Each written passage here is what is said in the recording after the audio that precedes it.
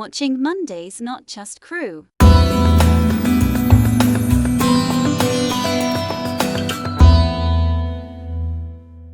Welcome to Monday's Not Just Crew. We're going to keep you up to date with what's been going on Not Just Crew, because I haven't been around for a while, and it's so nice to be back into the in the seat interviewing people again.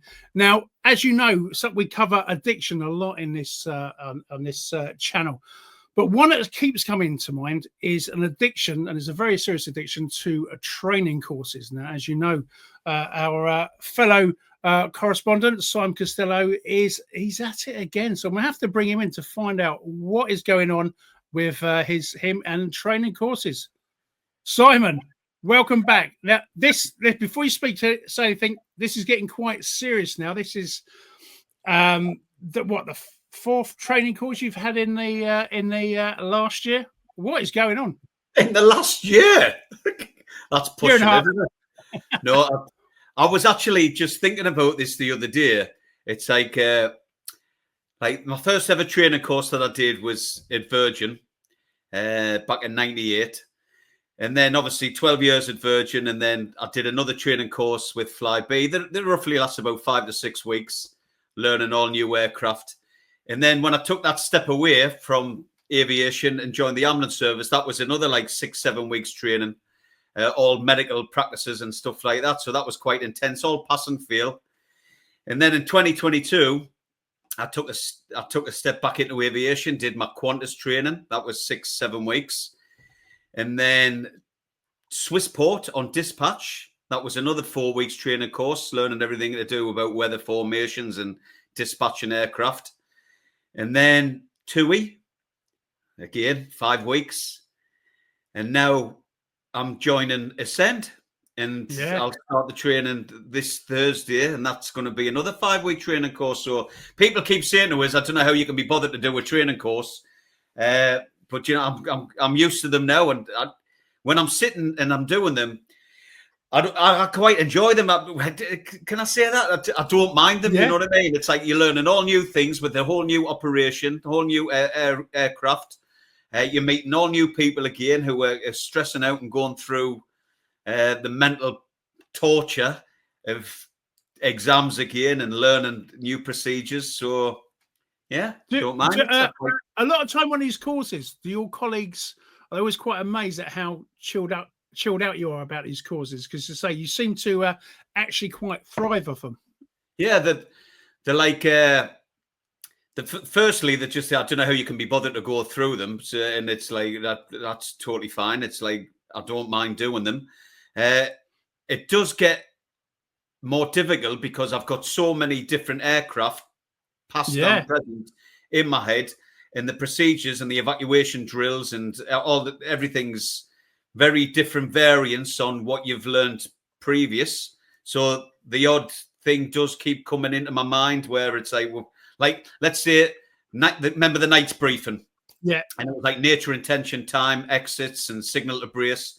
At other airlines, there's no exits. So I keep referring to nights, and it's not just NITs. So little tiny details like that and your evacuation commands are all very different. But I'm very interested to, like, see their kind of, like, process and the differences, like, as regards to that. I find it very interesting. How all different airlines are all different, you know. It's like it's not. It should kind of just be right. That's what we're learning. Everybody sings from the same hymn sheet, but it's not. They all like to do their own little spin on things.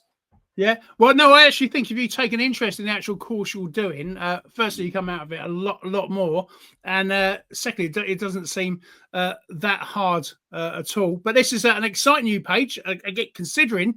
Mm-hmm. Last year I was interviewing you in a completely different character as Santa up in Lapland, and even since then you've gone back to a different airline, which you've now left, and you've left on very good terms, so I understand. But you obviously couldn't resist this adventure. Ascend, tell us a bit more about them. So it's an ACMI operation, so it's like a private charter airline. They've only been going for a few years. They were looking to recruit 20 new crew because they're expanding the operation. So the shifts are kind of working where you're rostered 20 days Now they're going to be paying for my commuting and the operation. All the flights are going from Gatwick. So everyone's saying to us, well, are you mad? You're going to be commuting down to Gatwick again? And obviously I was flying for TUI out of Newcastle Airport, 15 minutes to get to the airport. Absolutely perfect. So it had to be a very good offer. And for us to kind of, for my head to be turned to be given this opportunity.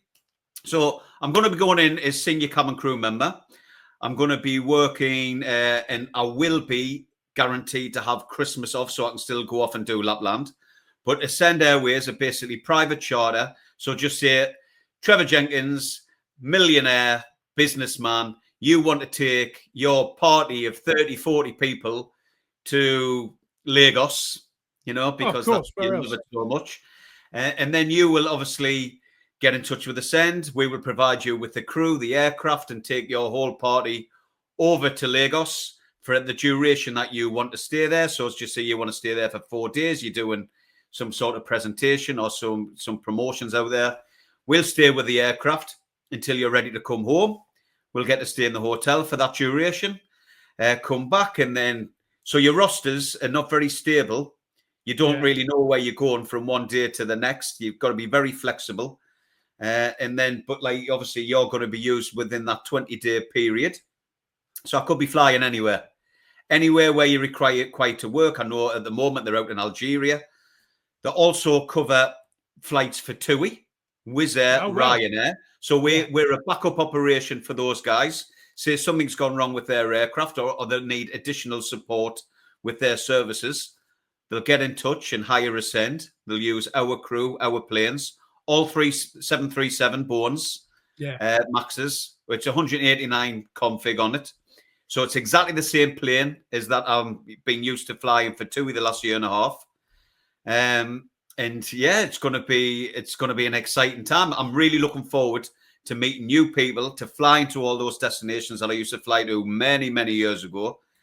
Meeting the demographic of the passengers that we'll have on board, and just obviously with the experience that we've both got, and especially within the background that I've had with so many different airlines and my medical background as well, I'm really looking forward to getting back on board as cabin manager and just leading the team. I've missed that a lot, because even like my short time at Qantas, I was lucky enough to work up as supervisor after 6 months, and I loved it so much, Trev. It's just to kind of be, so just to be there as some of the crew who like, they're looking for support and encouragement and motivation. I've never been short of delivering on any of those like attributes. And I'm just really looking forward to getting back on board the plane and just leading a team of wonderful crew and just for them to enjoy themselves, for the passengers to enjoy themselves, and so we can have a good time down route as well, be very sociable. And yeah, I can't wait to get in hotels for 2 or 3 days, enjoying the facilities, enjoying the cuisine. And it's going to say, I mean, it's quite, because no disrespect, I say most people at our age, you're a bit younger than me, you start to sort of wish for a routine in life, rather than the sort of get go. But I suppose which 20 days you'll be working, although you won't be working every day. So at least you've got some stability there, I suppose. Yeah, the stability wise of it, it's like I know like a lot of people are like, right, they're very settled where they are. I've always like kept myself open to opportunities. And I've always been interested to see how things work from their perspective, and so I've never been loyal or loyal. It's not that these aren't the right words I'm coming out with. I've always been open to explore new opportunities and not be afraid to do so. Like I say, I'm 53, 54 in January, and I know that my time is very limited now. And if I don't push the boundaries while I physically can and mentally can, and experience different things, I'm going to look back on my life. Not that I have done, but I don't want to look back on my life and go, I wish I'd give that a go. You know what I mean? I wonder what that would have been like. I'm very much, let's see what it's all about. Let's give it a go. And if I don't enjoy it, then that's fair enough as well. You know what I mean? I'll just move on to something else. So, and that's what I've done in the past with other roles that I've done. You know, I haven't stuck around too long. If I'm not happy, I'm off. You know, because I want to enjoy myself in the workplace, and I want to feel comfortable, natural, and confident in my abilities, and I want that to be my working environment. Flying is definitely one of those situations. And obviously, if I'm leading as a senior or a cabin manager, then it's even more empowering because I'm in control. You know what it's like, Trev, when you're a flight service manager, you set the tone from the very get-go, you know, and it makes or break passengers and crew's experience. Yeah. And do you feel you get better and better with each experience? I mean, if we look back at the last year, you've been Santa in Lapland, which we had a program on. So, I mean, well, we'll probably repeat that again this Christmas. And that was, honestly, totally amazing there.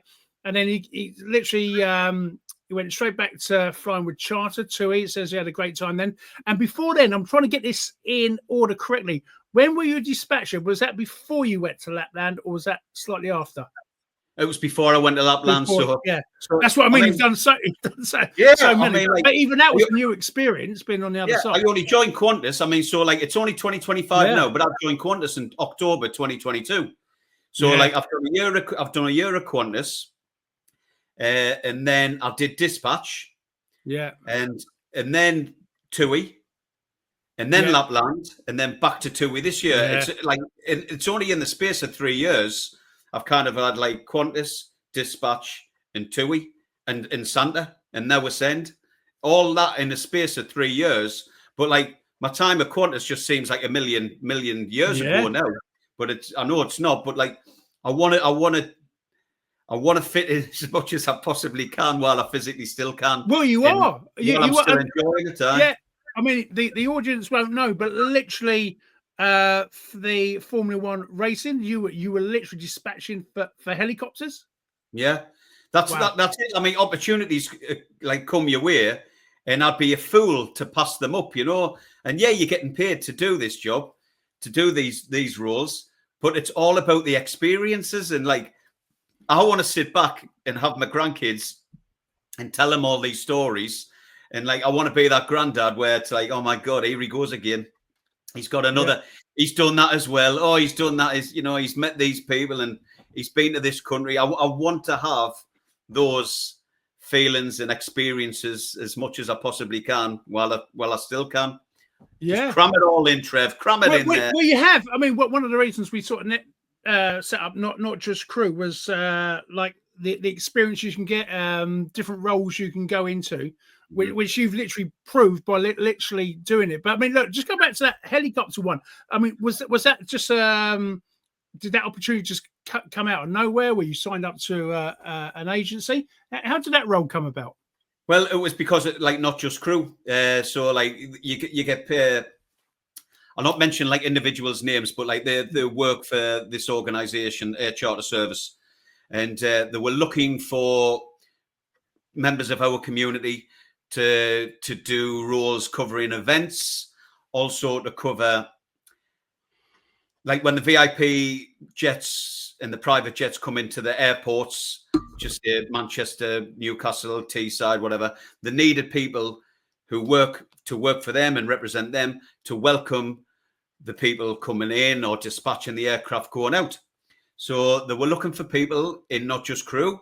We were able to provide them with a few numbers, and obviously I've always been in contact with the individuals at Air Charter Services regarding this, and they just said, "Would you be interested in covering an event?"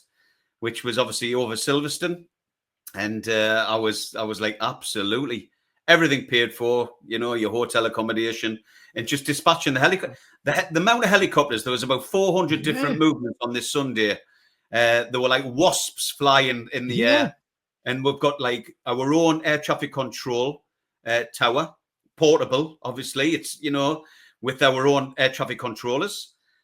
You've got the whole ramp agents departments. The whole setup was a mini airport, a mini terminal, like 2 terminals, Terminal 1, Terminal 2, with all these helis coming in and out on a regular basis. Obviously, when the actual Formula One race was going on, that was when it was your quiet time. Yeah. But like before and after that, it was crazy, crazy busy. It's just to see them all coming in and going out, and like just how well it operated.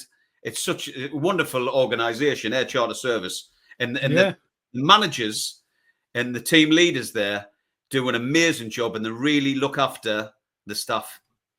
Yeah. Well, maybe we could put a link to them in there if they ever wanted to join. I suppose they have a fair few events coming up and always happening. Yeah, well, they cover like the likes of Glastonbury, the Cheltenham Festival, any big event like the Farnborough Air Show, and and obviously they've got like they always need cover at like airports around the country, around the whole UK. So whenever something does become available, everybody and Not Just Crew will be the first to know about it. Yeah. And so Ascend, when do you officially start with them? So I start on Thursday. I literally went to Newcastle Airport today and handed my iPad and my uniform off there, said my goodbyes, told them that they're doing such an amazing job at Newcastle. Like the managers there are wonderful, and the crew, Trev, are brilliant. Very senior crew who've been through all of the airlines that have been in existence under the TUI banner, like Thomson, Britannia, Air 2000, whatever, First Choice and all that, all of those different companies, and it's evolved to TUI at the moment, but they've always been working under the same like banner for 30 years. So to fly with those guys was phenomenal because they're so experienced and they're so dedicated to the job role, and that's what made the last year and a half been so enjoyable flying with all the experienced cabin crew and the young ones coming through as well at Newcastle. There's nowhere to hide when you work for TUI. Like when you work on it for a big, well, there's nowhere to hide at Virgin, to be fair, nowadays. But like back in the 90s, there was 17 crew. There was always somewhere where you could slope off to and have a bit of alone time, just to breathe, But like at TUI, there's nowhere to hide. There's only 4 of you, and the flights are so busy and the flights are so short. I think the longest one's over 6 hours, out in Newcastle. Yeah, they've got like the Orlando and the Mexico and all that. But yeah, it's just non-stop. And it's such a good company to work for. The pay is really, really good. And you do get plenty time off as well. So this opportunity was saying had to be something pretty damn good for my head to be turned, because I was enjoying myself at TUI. But then I want to kind of experience what Ascend are bringing. I know quite a lot of the trainers who were delivering the training program for the next few weeks. Like a lot of those guys are in Not Just Crew. I've got quite a few of them following us on LinkedIn as well. So I want to go down and just spread a bit of Costello love down there, Yeah. Well, is part of this, are they going to make sure you're available for Not Just Crew's 5th birthday on the 6th of November in Manchester? Yeah. That was another thing when I was like having chats and stuff like that. I needed Christmas off for Lapland. Obviously, I needed November off, the first like 2 weeks of November. So it'll run me through till the end of October because it was supposed to be a 6-month, but I've managed to get a 3-month. And then I'll just be I'll be contacted again in the new year to go back flying out to Gatwick. But I'm excited to get back down to Gatwick, to be fair. No, you are. And then as soon as you finish, then say last part of this year, rhymes with Lapland. When are you flying out to Lapland again? 13th of November. Wow, so we'll have our party on the 6th. I've got like a week off after that. Then I'll fly out to Lapland on the 13th. I'm going to the same resort at Lowestoft that I was last year, and then back again on the 23rd of December. Wow. Yeah, that was honestly, you've had quite a year. I have as well, but in different ways. Yours has been full of excitement. Well, look, Si, honestly, it's always exciting to hear about your training courses and your addiction to them. You'll smash it, as you always will. I feel my recency, my recurrence at TUI. It's like I actually failed one of the exams on that recency, and that was a bit of a wake-up call because I hadn't failed an exam since I did my ab initio at Virgin in '98. Wow. I've always passed every exam. Like obviously prior to that, I failed loads on my ab initio at Virgin. That was because that was like my first experience of what the world of aviation was. Used it then, yeah. Yeah. So like that was a shock. But like ever since then, I'd never really failed any exams, and I failed that one at TUI just gone. So that was a bit of a shock. But obviously, I was lucky enough. I resat it straight away and passed it. But yeah. Well, nice one. Oh, well, so look, thanks for joining us, giving us an update of what you've been up to. Always so much going on with you, but you seem to thrive off it and totally enjoy it. Right. I'll tell myself that. All right, Si. Okay, well, look, I'll let you go, and I'll just finish off this outro here. See you later, Si. Ciao, Bella. Hola. Well, there you go. That's Simon Costello and his recent training course. As say, he's done so many. He says he hasn't, but honestly, every time it's like a new training course. But listen, he's living life to the full, which is what you got to do when you're crew. You might as well make the most of it. All right, okay. Join us hopefully next week for another Not Just Crew.